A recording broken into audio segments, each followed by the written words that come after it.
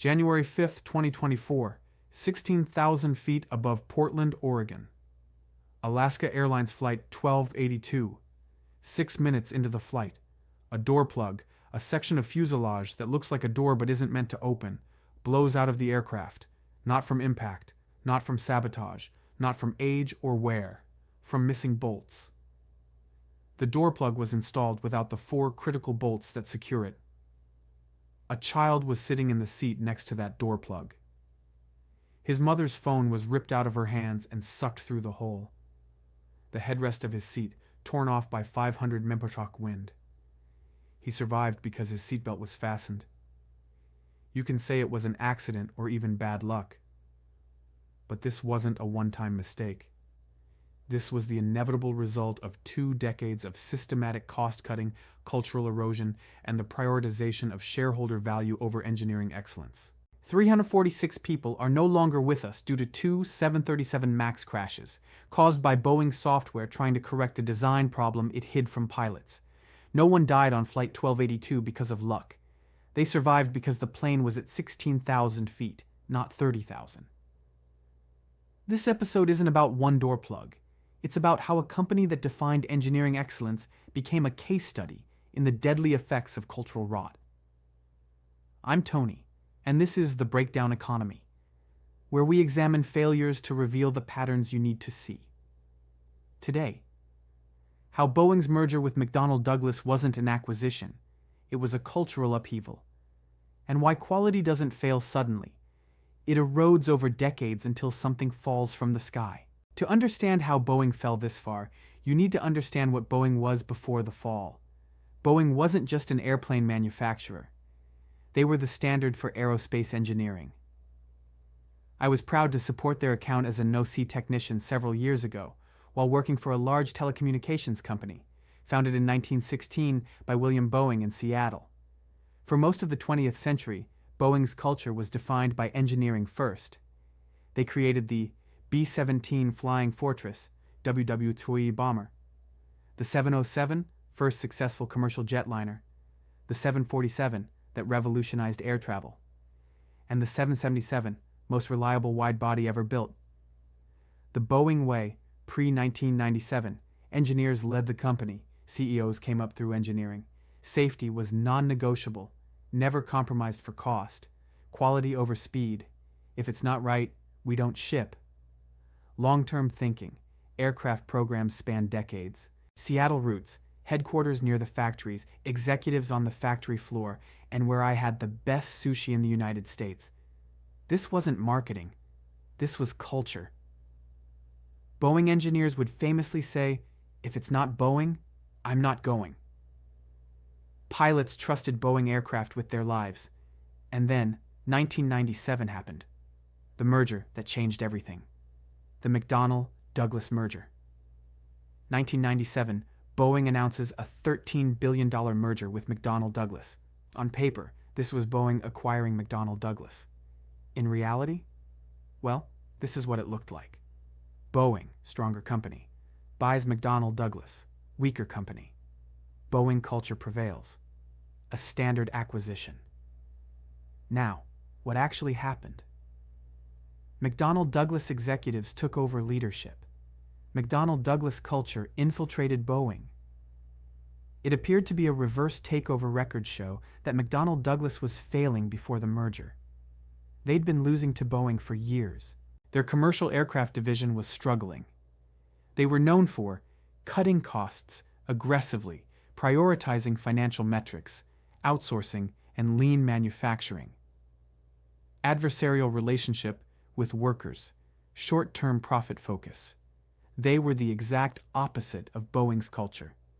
After the merger, Harry Stonecipher, ex-McDonnell Douglas, became Boeing COO, then CEO.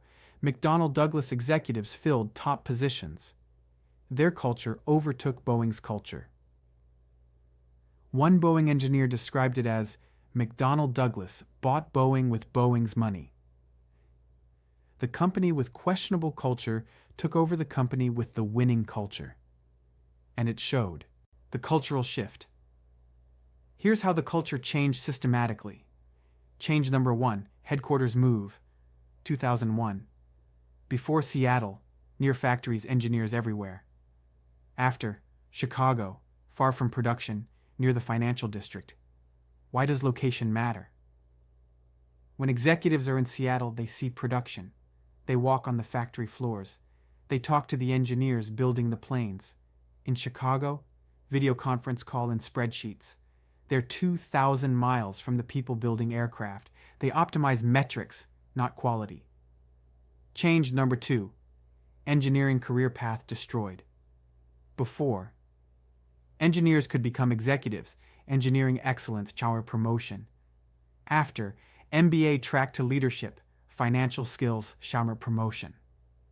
This changed who made decisions. Engineers understand. This part is critical. We can't compromise here. MBAs understand. This part costs 20% more than target. Is there a cheaper option? Boeing CEOs before and after. From 1945-1997, all had engineering backgrounds. After the merger, 1997-2024, 0 had engineering backgrounds. Let that sink a little. Change. 3. Wall Street over safety. Before the merger approach, invest in R&D, operate with long development cycles, place quality over quarterly earnings. After the merger reality, $43 billion in stock buybacks, 2013-2019, pressure for faster development, quarterly earnings over everything. I'll repeat this, a $43 billion stock buyback to boost the share price. Meanwhile, engineers pressured to cut costs, quality inspectors overruled, development timelines compressed. You can't serve two masters, Wall Street and safety. The new Boeing chose Wall Street. Change number 4. Outsourcing over in-house expertise. Before, Boeing designed and built most components in-house. After the merger, outsourced 70% of 787 components to suppliers worldwide. Why does this matter? When you design and build in-house, you understand every detail. When you outsource, you hope suppliers understand and integrate properly. For example, the 787 Dreamliner, outsourced to 50+ suppliers, caused integration nightmares, 3+ years production delays, billions in cost overruns, the complete opposite of Boeing's traditional execution. This cultural erosion took 20 years, and it culminated in 2 preventable tragedies. Now let's examine how Boeing's culture changes manifested in specific failures.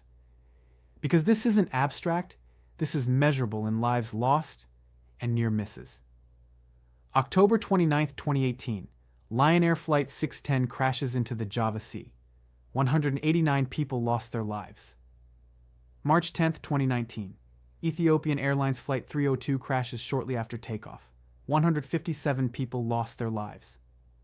Both crashes, brand new 737 MAX aircraft. Both within minutes of takeoff. The cause? A software system called MCAS, Maneuvering Characteristics Augmentation System. What MCAS was supposed to do? The 737 MAX had larger engines than previous 737 models. The engines were mounted higher and more forward on the wing. This created a tendency for the nose to pitch up in certain flight conditions. MCAS was software designed to push the nose down if it detected this automatically. So Boeing had 2 options. Option A, redesign the aircraft, reposition engines, modify airframe, perform comprehensive testing, get it recertified, retrain pilots. The cost, billions and years of delay. Option B, software fix, add the MCAS system, keep 737 type certificate, no new pilot training required. The cost, minimal and speed to market. Boeing chose option B, not because it was safer, because it was cheaper and faster, and then they made it worse. The MCAS design flaws relied on a single sensor. If that sensor failed, MCAS had insufficient data, could activate repeatedly, fighting pilot corrections, had more authority than expected, could overpower the pilot. No training required, considered minor change. Not documented in pilot manuals. Pilots didn't know it existed. Read that last one again. pilots didn't know MCAS existed. Boeing decided pilots didn't need to know about a system that could take control of the aircraft. Why? Because if MCAS required training, airlines would need simulator time, expensive, ground school, time-consuming, and Southwest, American, United, Boeing's biggest customers, demanded that the MAX require no additional training beyond existing 737 certifications. Southwest's requirements to Boeing: the MAX must not require additional pilot training beyond a computer-based differences course. Boeing prioritized airline customer demands over pilot safety. The crashes. Lion Air Flight 610. 1. A faulty angle of attack sensor gives insufficient data to MCAS. 2.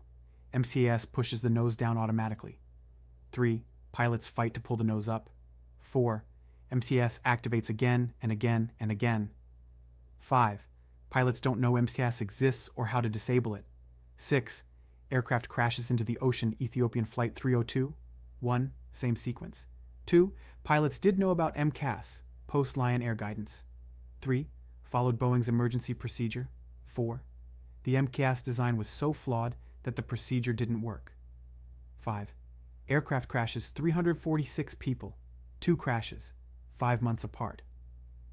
Both preventable if Boeing had used redundant sensors, disclosed MCAS to pilots, required proper training, prioritized safety over cost. They didn't. Result: 737 MAX grounded worldwide, 20 months.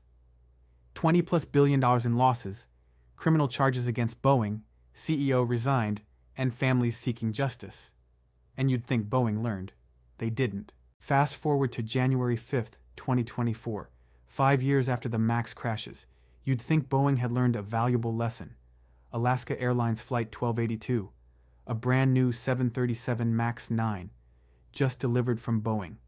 At 16,000 feet, 6 minutes into the flight, boom, a door plug, mid-exit door plugged, because Alaska Airlines doesn't need that many exits for their seating config, blows out of the fuselage.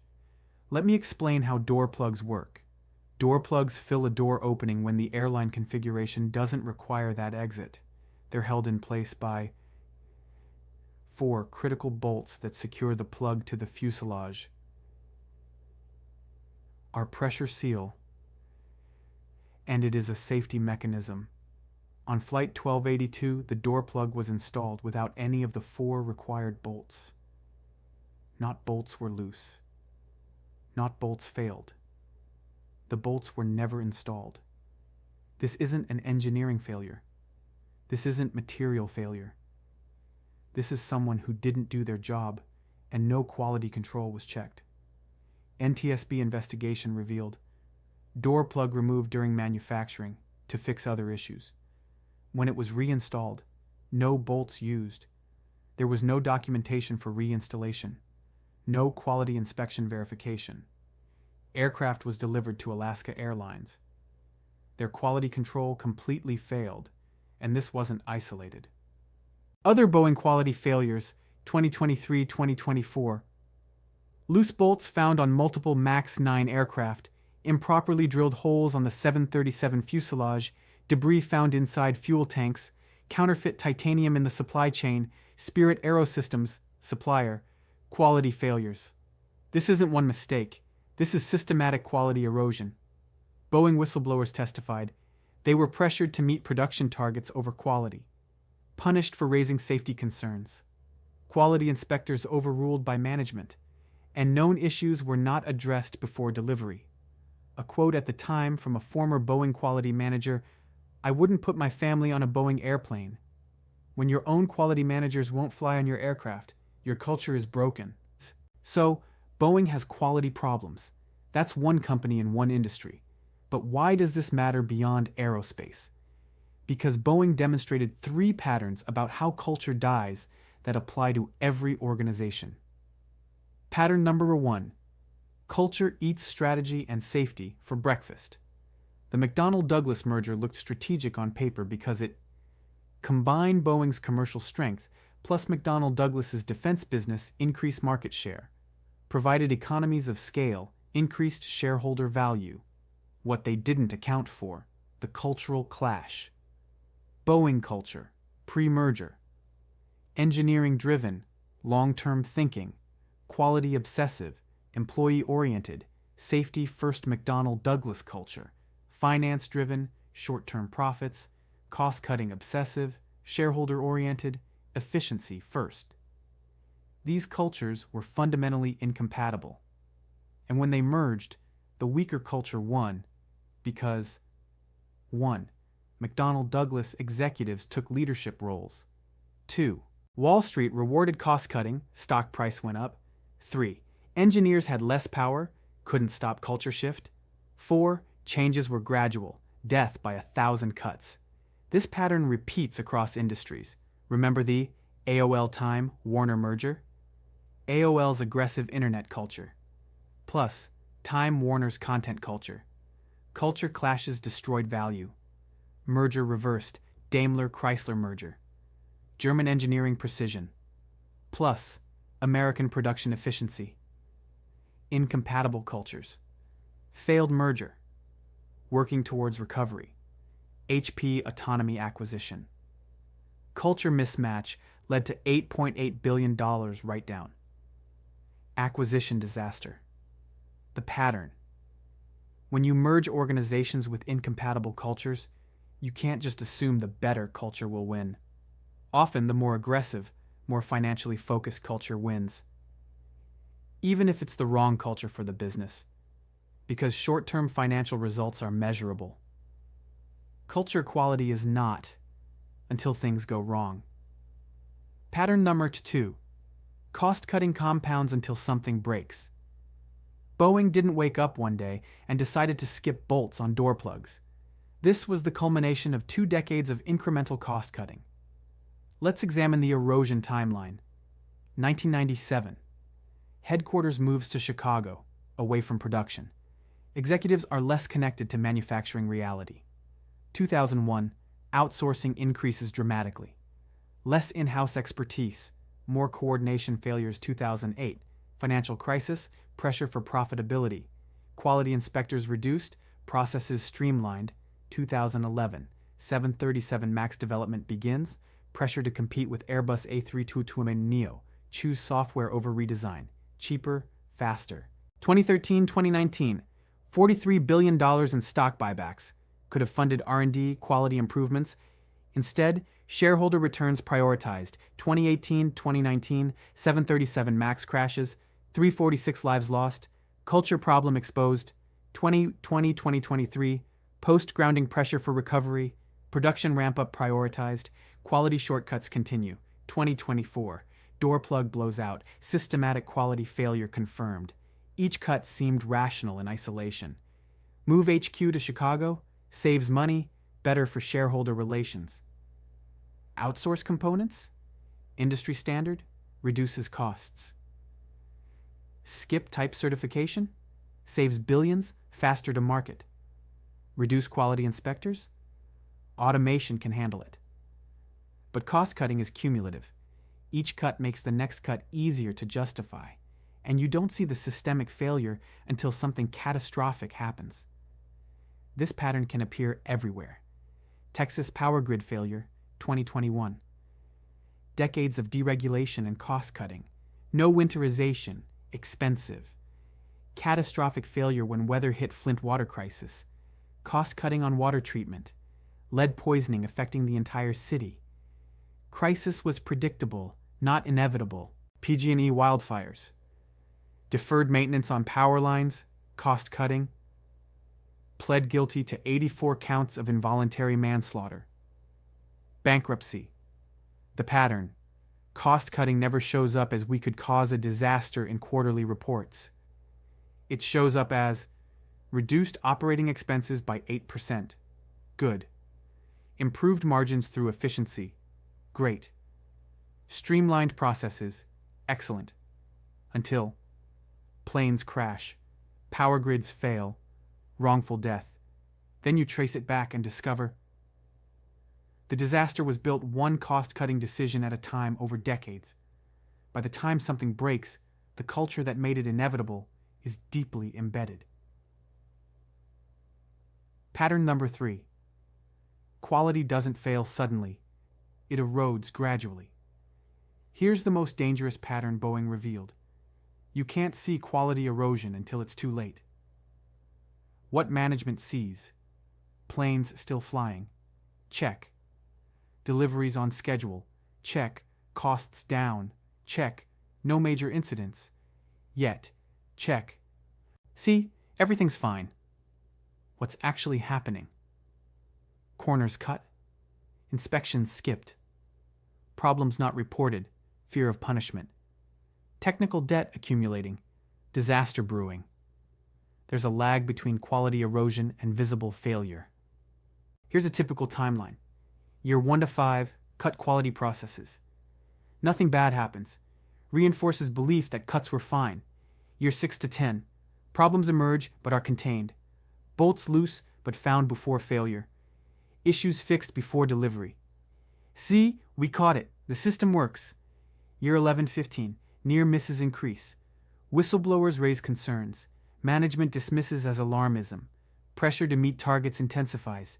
Year 16-20, catastrophic failure. MCAS crashes. Door plug blows out. Culture problems suddenly become obvious. But it wasn't sudden. It was gradual over 2 decades. Why didn't anyone stop it? Well, reason number 1. The people who cut quality aren't the ones who see the consequences. Executives who pushed cost-cutting in 2005 retired rich. Executives facing crashes in 2019, different people, no personal accountability for long-term damage. Reason. Number 2, metrics rewarded cost-cutting, not always quality. Stock price up? Bonuses. Costs down? Bonuses. Quality problems? Not measured until a disaster. Reason. Number 3, whistleblowers were punished, not heard. Boeing employees who raised concerns. Demoted, transferred, forced out. Labeled not team players. One whistleblower stated, "When you raise safety concerns at Boeing, you become a target." This pattern of gradual quality erosion appears everywhere. Software companies. Technical debt accumulates. We'll fix it later. System eventually collapses healthcare organizations. Corners cut on cybersecurity. Nothing's happened yet. Eventually, massive security breach infrastructure. Deferred maintenance, bridge still standing. Until sudden collapse. Quality erosion is invisible until it's catastrophic. And by then, the culture that caused it is too embedded to fix quickly. Alright, so what do you actually do with this information? Whether you're running a company, evaluating a vendor, or just trying to assess safety, here's what matters. If you're leading an organization, red flags that your culture is eroding. Engineers, experts losing influence to finance. Are technical people in leadership roles? Or are decisions made by people optimizing spreadsheets? Action. Create veto power for technical experts on safety, shocked quality decisions. Metrics reward short-term results over long-term quality. Executive bonuses tied to quarterly earnings? Or tied to long-term quality metrics, customer safety, employee retention? Action. Change incentive structure. Make executives accountable for long-term outcomes. Cost-cutting presented as always good. Every efficiency drive celebrated. No discussion of what's being lost. Not all costs should be cut. Safety costs, quality costs, expertise costs. If you cut these, you're borrowing from the future. Eventually, the bill comes due. Action. Distinguish between waste, cut it, and investment in quality. Protect it. Whistleblowers punished instead of heard. People raising concerns are labeled difficult, called not team players, and eventually pushed out. When people inside your organization are sounding alarms and you silence them, you're not solving the problem, you're hiding it. Action. Protect whistleblowers. Create anonymous reporting. Investigate every concern seriously. The distance between leadership and production. Executives in a different city from operations. never seeing the factory floor. Optimizing from spreadsheets. Action. Leaders must be physically present where work happens, regularly. Boeing's executives were in Chicago. The planes were built in Seattle. 2,000 miles of disconnection. You can't manage quality from a conference room 2,000 miles away.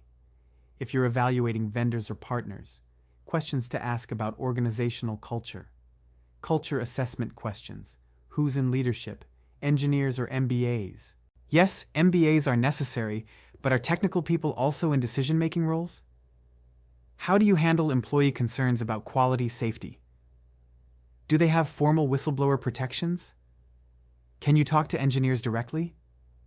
What happened the last time someone raised a quality concern? If they say, "We don't have those problems," red flag.